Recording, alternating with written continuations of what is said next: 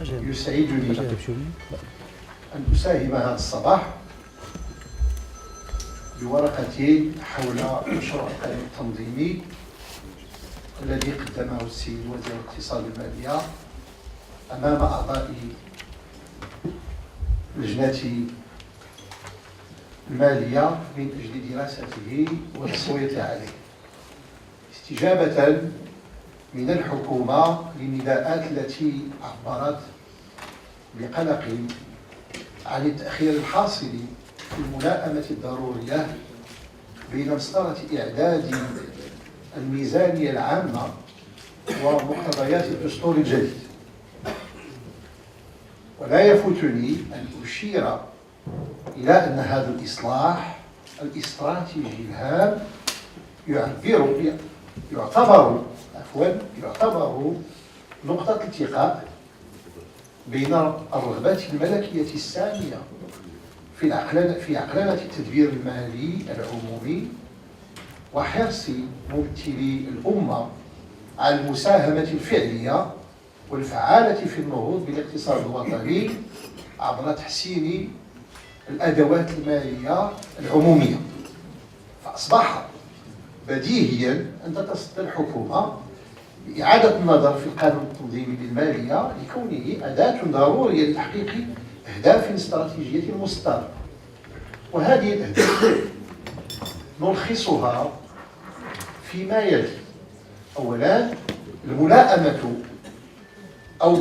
المقتضيات الدستورية الجديدة مع متطلبات المالية العامة على ضوء تطلعات الجهوية المتقدمة والرغبة في تقوية اللا-تركيز الإداري وتكريس التآزر والتكامل بين مختلف المبادرات التي تقوم بها السلطات العمومية على المستوى الترابي، لا سيما تلك التي حظيت بدعم ملكي وإجماع وطني. ثانيا، تقوية الدور المنوط بالقانون المالي كأداة رئيسية لتفعيل السياسات العمومية الشمولية والقطاعية على حد سواء من أجل الحصول على تنمية اقتصادية واجتماعية مستدامة تهدف إلى توزيع نتائج هذا النمو بشكل عادل بين مختلف شرائح المجتمع دون أن تغفل إشكالية التوازن المالي للبلاد. ثالثا، تعزيز نجاعة السياسة العمومية وفعاليتها وتناسقها، وكذا تحسين نوعيات الخدمات العامة المقدمة للمواطنين مع ضبط النفقات المتعلقة بها. ولا يتأتى هذا إلا بمساءلة المشرفين على تنفيذ هذه الأهداف وتبريرهم لإنفاق الموارد المالية المخصصة لها. أخيرا، تحسين التوازن المالية العامة وتعميق شفافيتها بفضل تبسيط الوثائق الميزانية لتسهيل الاطلاع عليها ولتفعيل الدور الرقابي للبرلمان على المالية العامة بتمكين السلطة التشريعية من التقييم القبلي والبعدي للسياسات العامة والرفع من قيمة النقاش المتعلق بالميزانية. ونظرا للوقت القصير مع الأسف الذي حدد لي من أجل إبداء وجهة نظري حول هذا المشروع، فإنني سأكتفي بإثارة بعض النقاط الواردة في كلمة السيد وزير الاقتصاد والمالية التي عبر عنها في شكل محاور ثلاثة ونعتبرها في طريق الأصالة والمعاصرة ذات أهمية أساسية يجب الوقوف عندها. فيما يتعلق بالمحور الأول، هو ما عبر عنه السيد وزير المالية بنجاعة أداء التدبير العمومي، ويقترح كوسيلة من أجل الوصول إلى هذه النتيجة قانونا تنظيميا يعتمد كنمط الميزانية برنامجا يمتد على مدى 3 سنوات متواصلة قابلة للتحيين السنوي على ضوء الظرفية الاقتصادية والمالية للبلاد. والهدف من هذه البرمجة الملائمة بين المخططات القطاعية المصدرة، ويسمح هذا التوجه حسب مقتضيات المشروع بنتائج إيجابية متعددة، منها تبني مبدأ ربط مقتضيات المشروع بنتائج الإيجابية تبني مبدأ ربط الأهداف بالنتائج في تدبير المالية العامة من أجل الانتقال من مقاربة تدبير النفقات المرتكزة على الوسائل إلى ميزانية مرتكزة على النتائج. كذلك تحديد المسؤوليات الوظيفية في تدبير المال العام، والسماح في المقابل بإدخال ليونة أكبر على المساطر المتبعة لتحقيق الأهداف.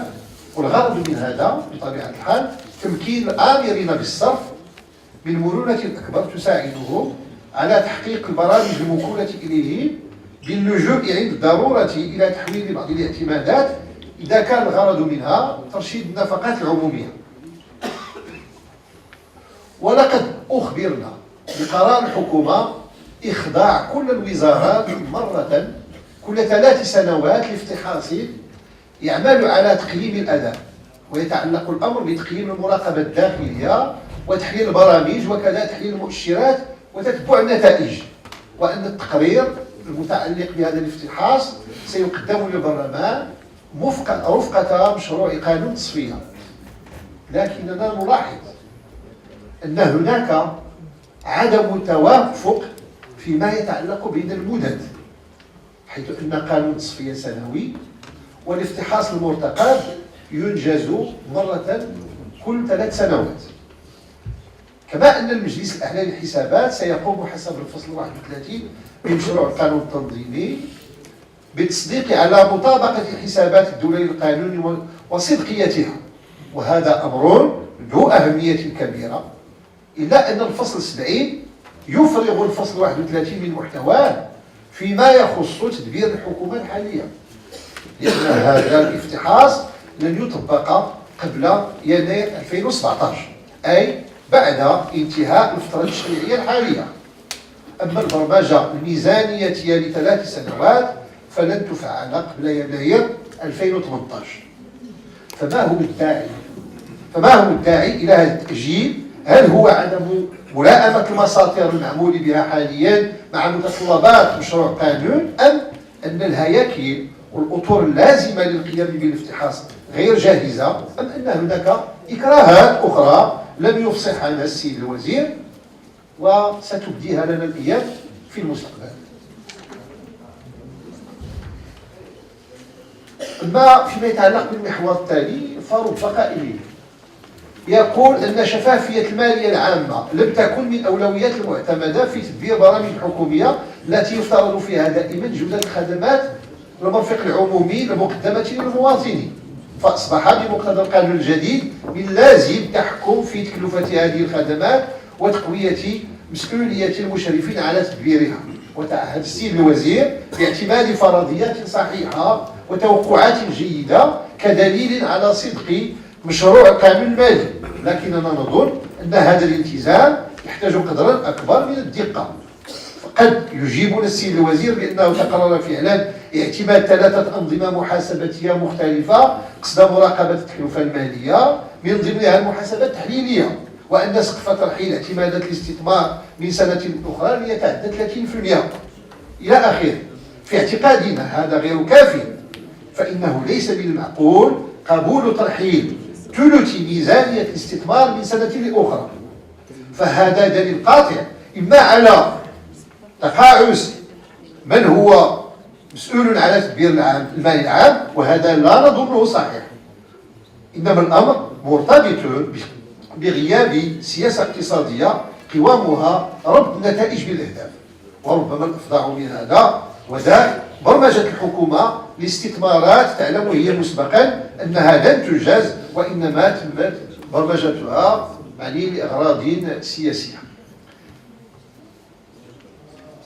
المحور الثالث الأخير هو دور البرلمان في مناقشات الميزانية.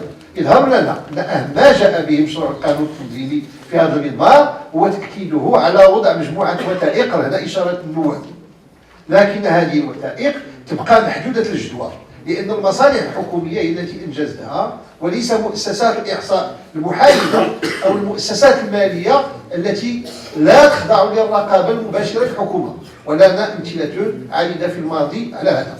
وأختم هذه الكلمة وأقول لقد وضعت فعلا الحكومة مشروع النص التنظيمي بين أيدينا مجرد من كل وثيقة توضيحية تتعلق بظروف التنزيل، في حين أن أطر وزارة المالية عموما والمسؤولين عن مديرية الميزانية على وجه الخصوص قضوا ما لا يقل عن 10 سنين في البحث مستعينين بخبراء دوليين ذوي كفاءات عالية من أجل إعانتهم على تقديم هذا الإصلاح. وقررت الحكومة أن تنطلق تجربة الإصلاح من 4 وزارات: الفلاحة والتعليم والمالية والمندوبية السامية للمياه والغذاء.